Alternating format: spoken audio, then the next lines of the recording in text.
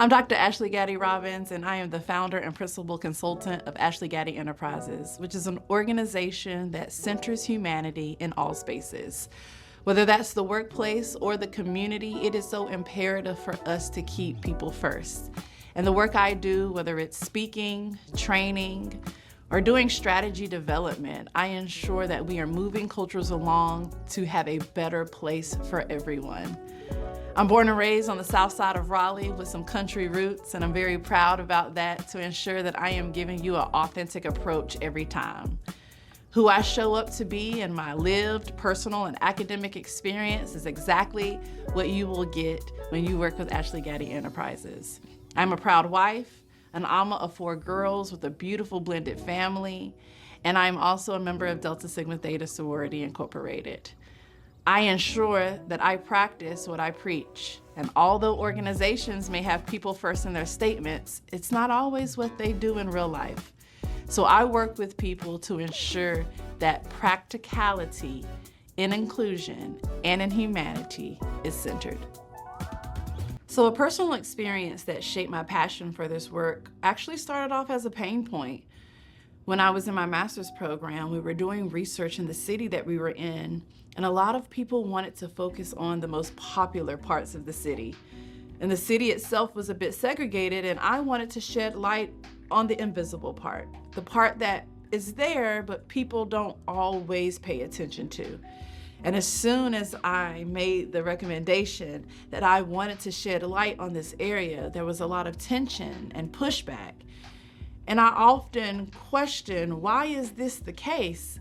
And then I quickly realized why.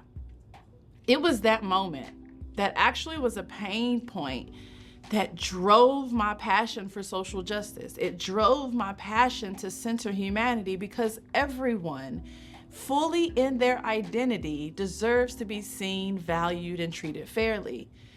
And although I knew that continuing this work would come with some tension and come with some pushback, I not only had to do right by the people in that neighborhood, in that community, I had to do right by justice itself.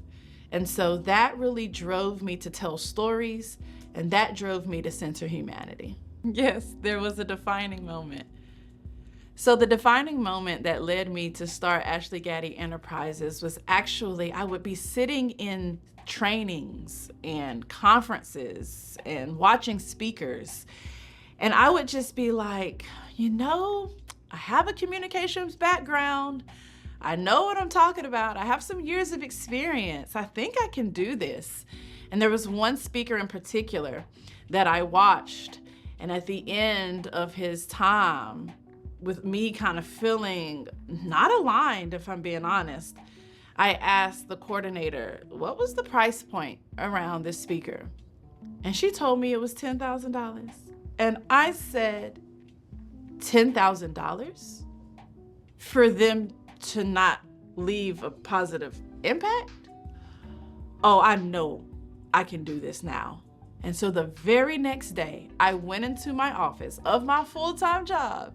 I went into my office, I closed the door behind me, and I created an Instagram page and a flyer. No LLC, no business plan. I just needed to get my name out there, and I needed to just start. And that pivotal moment started Gaddy Enterprises in 2018, and I've been going ever since. Personally, centering humanity means that, 1, I am ensuring that I am creating spaces for people to be exactly who they are. But I can't do that if I am also not brave and courageous enough to be my authentic self. That means I have to do critical, deep self-reflection on my identities, my experiences, but also my positionalities and where power sits in my lived experience. And so without that critical self-piece, I'm not able to center humanity in other spaces. So that's how I am centering humanity. I am ensuring that every 90 days, I am doing critical, deep self-reflection, that I am asking what else could be true when I am coming into spaces and navigating with people.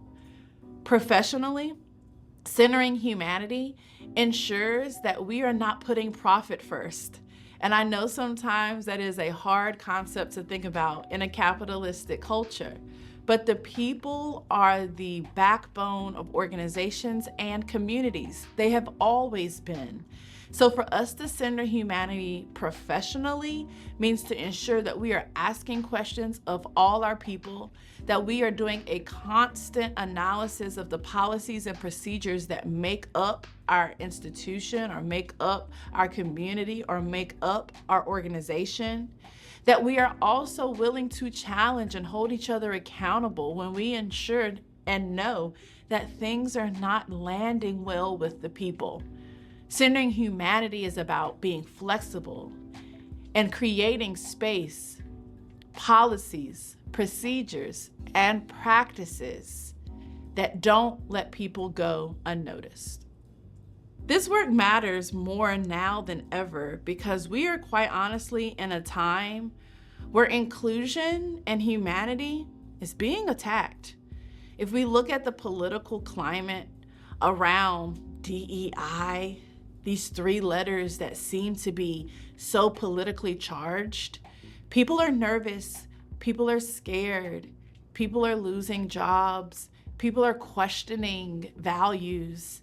And so the work of centering humanity, the work of people first period, the work of a true inclusion needs to really steep in because one, we need to tell the truth about this work. Some of the propaganda around this work is not necessarily what it actually is. And so these times call for the truth, and these times call for spaces where people are safe and people can be exactly who they are in the workplace and in their community.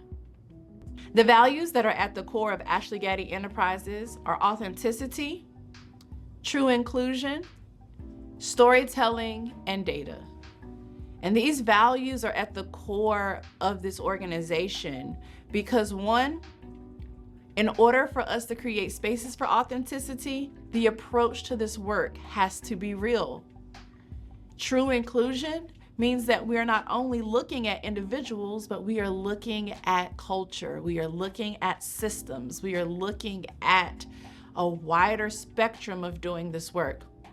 And the way by which we do that is something that I do value, which is this blended method of storytelling and data. Sometimes if we have too much data, we forget the story, we miss it. And sometimes if it's only anecdotal, then there may be some data points that could really propel our work forward. So Gaddy Enterprises values storytelling and data to do the work of true inclusion with an authentic approach. The way that I define success is multiple ways. Because this work is done both on an individual and a systemic level, the way that I measure success on an individual level is truly looking at the ways that people think and behave.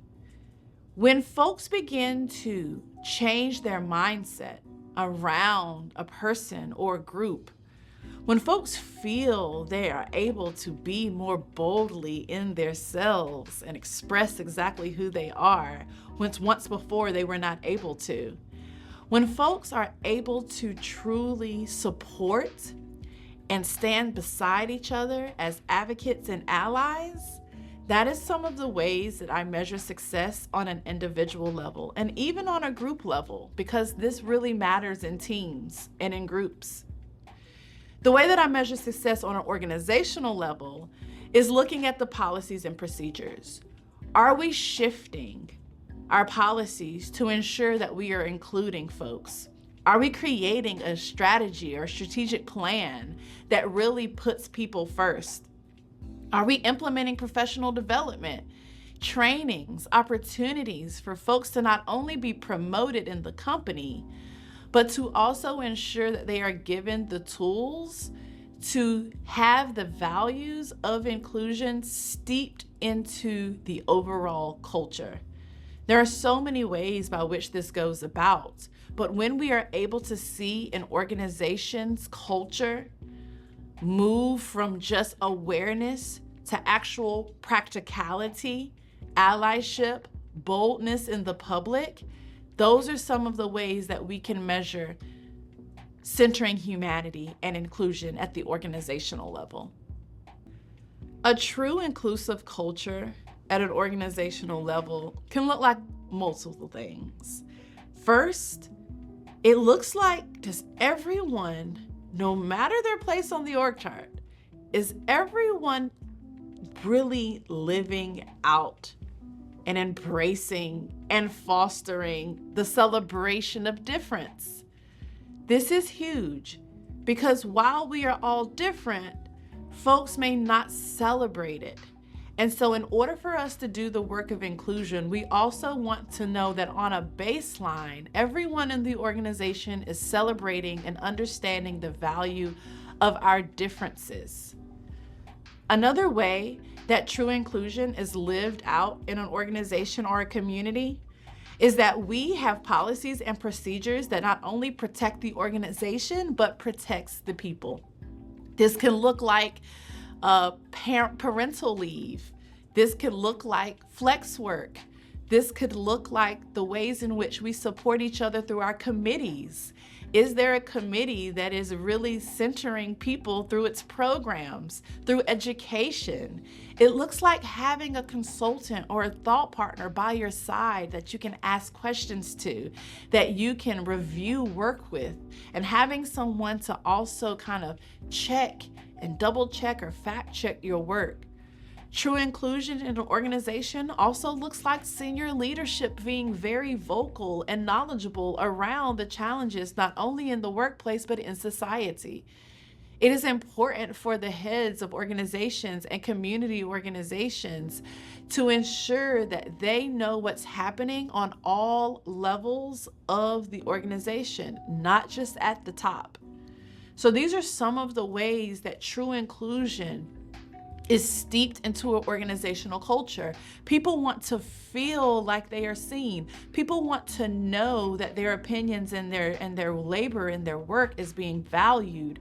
People want to know that what they contribute in all the ways that that is made up, what they contribute to an organization is a part of the full place, not just an individual who clocks in to do work. An organization that has a culture to embrace difference, to promote value. So the way that I work with organizations to move from intention to action is actually through a long journey, a partnership. Some people think that this work can be done in a 90-minute training, and that's not the case. If we want to shift culture, partnership is the way to do that. So some of the ways that I start moving from intention to action is a kickoff keynote. I say, hello, folks, let's talk about it. Let's do an interactive keynote where I am engaging with audiences, no matter the industry, no matter the space. Centering humanity is a topic for any space. So kickoff keynotes are a great way to get the entire organization or community or conference or audience really excited about the work of people first. I then work with a smaller group, whether that be a committee or a leadership team, to really ask questions about their current policies and procedures. Sometimes that looks like an assessment, sometimes it looks like an audit, sometimes it looks like strategy development work, but we need to be able to fill in the gaps and create a roadmap that really guides us to ensure that we have a laid out plan. This looks like training as well, lunch and learn series, guidance and advisory for not only leaders, but for other stakeholders in the organization. This also looks like check-in points. It looks like social media review. It looks like the ways in which we market. It looks like our responses to crisis. All of this work moves us from having an idea of putting people first and actually leading us to action of doing it and making sure that's a part of our culture. And all of my experiences are handcrafted. So I meet the organization exactly where they are, or for coaching, I meet that individual exactly where they are, and I create a handcrafted plan where inclusion is centered for them. Authenticity is one of the top roles in culture building. If we want to have people be first, then we need to be able to allow them to be themselves. Authenticity is a word that people say often very casually, but it's actually very hard to do. The reason why authenticity is so hard is because norms and expectations have been created for us. And so oftentimes we are just doing what we've been told, even if it's not how we feel or even if it's not how we express. We code switch, we change our dialects, we put on something different, we change our hair color, our nails. There are so many ways in which we may, put a barrier on exactly who we are and how we want to express. So authenticity is imperative for culture building because it sets a path, a model for people to feel and know that they are safe and can be seen, and that their authentic self does not come into retaliation. When retaliation comes, people will begin to inch back and they'll pull away. And when you have people who are scared or you have fear as a part of your culture, it cannot build and it is not sustainable. It will not last. So authenticity has to be a practice and a value for culture building. So working with Gaddy Enterprises starts with a connection call. I want to get to know exactly who you are and what you or your organization are looking for. I not only want to know the need, I want to know the audience. I want to know the environment. And so Gaddy Enterprises starts with a connection call for us to see exactly how we fit, how we work together. And sometimes people don't know what they need. That's why they're calling Gaddy Enterprises. They want me to help guide them on a path that works for them. So that connection call is imperative. From there is usually a proposal process to kind of lay out in a formal way the path that we have set for the organization or for the community. And then we get to work.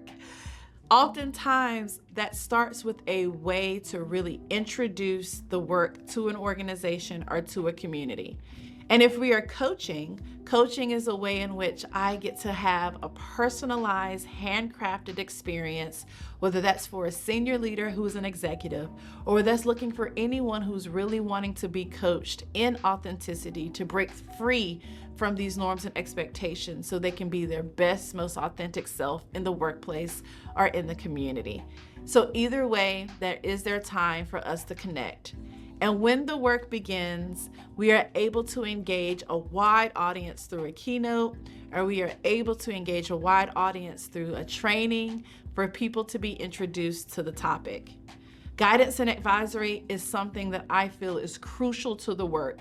So when you work with Gaddy Enterprises, you also have the opportunity to have me as a thought partner, a consultant, and a person to guide and advise your work. There are multiple buckets of hours that can be purchased so that we can be in community together, because you shouldn't have to do it all by yourself. This work is hard. This work is tedious. And so having a partner by your side is something that Gaddy Enterprises believes in. When you work with Gaddy Enterprises, you also get me as a researcher. And so sometimes people need data to be collected. And so that looks like assessment, strategy development, and auditing. These are very large-scale services, but they ensure that the organization knows exactly what is happening. See, lots of people may say one thing, but they may feel another. And if people are not being their authentic selves at work, or if people feel that there is not a people-first culture, you need to know that. And so assessment and strategy work is one of the ways that we really reveal the truth about organizational culture and ensure we get started on a roadmap to shift that culture. So a breakthrough moment that I had with a client is one where they realized through an assessment and strategy that they were not as inclusive as they thought. They had well intentions of putting inclusion and people first practices as their values, But it wasn't until the data came back where folks actually felt like they were not able to be their authentic self. The previous CEO had created a culture that was very rigid, very stagnant, and so folks did not feel like they could express themselves. Retaliation was very high in the organizational culture. And so what we found through the data is that we actually needed to create spaces, conversations, courageous conversations, dialogue for folks to not only process the current climate, but to also think about the past.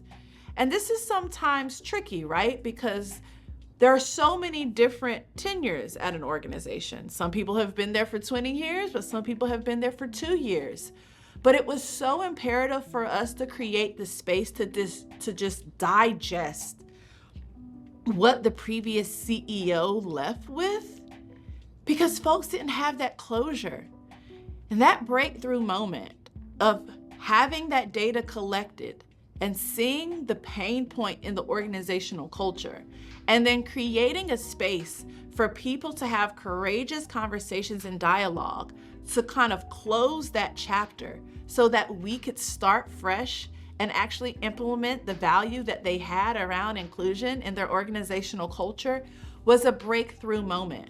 If we would not have done that assessment and sat down to have that courageous conversation space, if we were to just get right to work on implementing the values, we would have missed the very thing that folks were still hung up on for valid reasons. And so that was a breakthrough moment in working with the client, and that happened through assessment and strategy, listening, empathy, facilitated dialogue, and action. The transformation that I have seen in teams after doing the work is actually a lot of awareness about their colleagues. See, most of us just go on about our days, not really asking questions of our colleagues.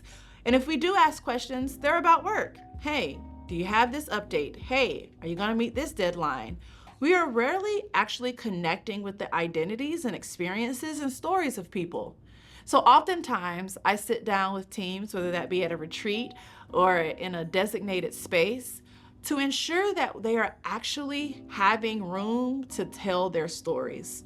When we understand that the decision that someone made was because of something that happened 10 years ago, or when we understand that this idea or this innovation is driven by a lived experience because of identity, then we have context. And let me tell you, people love context. And so when teams get context around the culture and around each other, they're able to trust, they're able to have empathy, and they're able to work together better, because now you're just not my coworker. You're a person who I've been able to let in. You're a person that I may have been a little more vulnerable with, and therefore I'm willing to give grace. I'm willing to trust more. I'm willing to give one the benefit of the doubt so that we can work together to get this project completed. Speaking about power and privilege in places that are resistant is not an easy task, but it is something that we have to keep pushing forward to do. The way I like to do it is I like to use analogies, metaphors, visuals that people understand to help them understand power just a little bit better. The words power and privilege are actually very scary words for some. People shut down instantly when they hear those words. And so how can I relay the message of power and the impact of privilege without saying those exact words all the time? It's all around us, so finding stories and visuals and examples are very easy to do.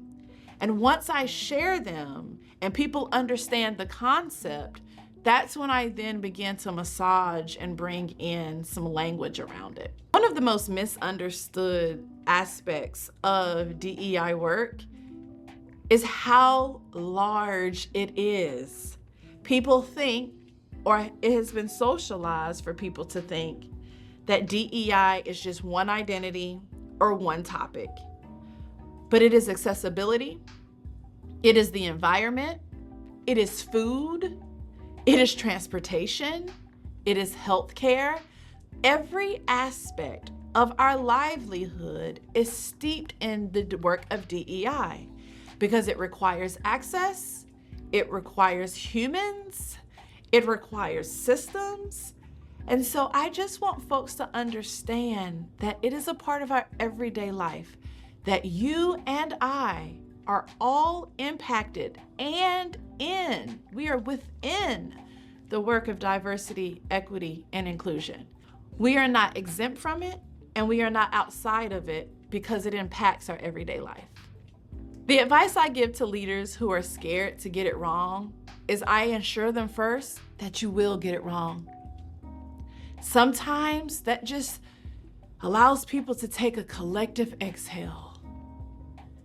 This idea of getting it wrong is fear. And when we kind of release that and actually say, when we get it wrong, that already puts us in a position to do better. It already puts us in a position to say, here's how we can create a solution. Here is how we can respond with empathy. Here is how we can ensure that people are taken care of. It is not if we get it wrong, it is when we get it wrong. Let that be the normal message, not the other way around. Leading A.G.E Gaddy Enterprises has taught me that I have stamina. Listen, entrepreneurship is not for the weak. And so it really takes one to be focused on the big picture, to be focused on the calls, to wake up the next morning and continue to do this work, especially in a time now where humanity and inclusion feels like it's being under attack. And so I have stamina. I'm actually stronger than I thought I was, and entrepreneurship has taught me that. A few ways that I stay grounded in this work when it is heavy and emotional is one, my faith. I have and lean on my faith every single day to keep me going because there is something bigger and larger than me that pushes me. And I have examples of how centering humanity works out every time. My family and friends keep me grounded. Let me tell you something. If you need to be humbled, if you need to be grounded, you find a child and they will tell you exactly what you need to hear to keep you grounded and humbled. Another way that I stay grounded is serving in the community. I'm a volunteer and a worker at Community Success Initiative, which is a nonprofit that does work in the community around people who are re-entering from prisons and jails.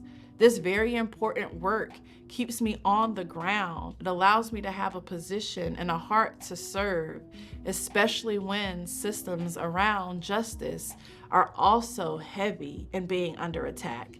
So these are some of the ways in which I keep the work of inclusion and justice moving forward. My approach to this work has evolved from 2018 to now, starting A.G.E Gaddy Enterprises to now, because at first, it was a way to send a message. I wanted to send a message that inclusion was important. Now, it is a livelihood. It is a practice. It is not just a service. When you work with A.G.E Gaddy Enterprises, yes, you get a service, but you also get a way of life. The things that I teach, the ways in which we partner, is not just for your job that one time, that one thing.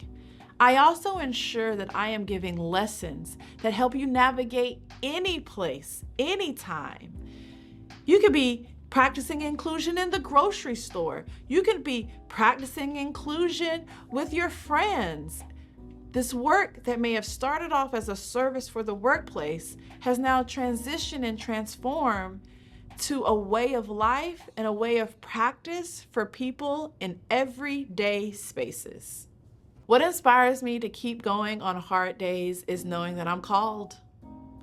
Every single time that I have tried to escape this work, I am pulled back in. I am pulled back in to do this work even more than the last time.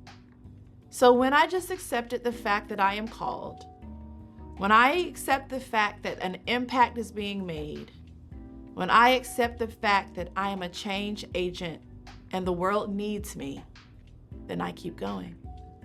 So in 5 years, I see Ashley Gaddy Enterprises on large stages. My TED Talk will have gone viral. We will be working with some large corporate clients. We will also still be serving the community. We will not be forgetting about the individual. We will ensure that humanity is centered wherever we go. And we will ensure that brands are also centering that very message. In 5 years, Ashley Gaddy Enterprises will be a change agent in action-oriented inclusion. If there is one thing to remember about Ashley Gaddy Enterprises, it is people first, period. That is not only our tagline, it is our mission. And the more that mission is put into action, the more that we will come together in our difference to change everyday spaces. The world that I am trying to help build is one of difference, one of unity, one of action, and one of change. Systems are going to do their job. Power is going to do its job. We can do our job by ensuring that we move these systems along for the betterment of everyone. Access should not be negotiable. And so we need to ensure that we are doing our part for justice.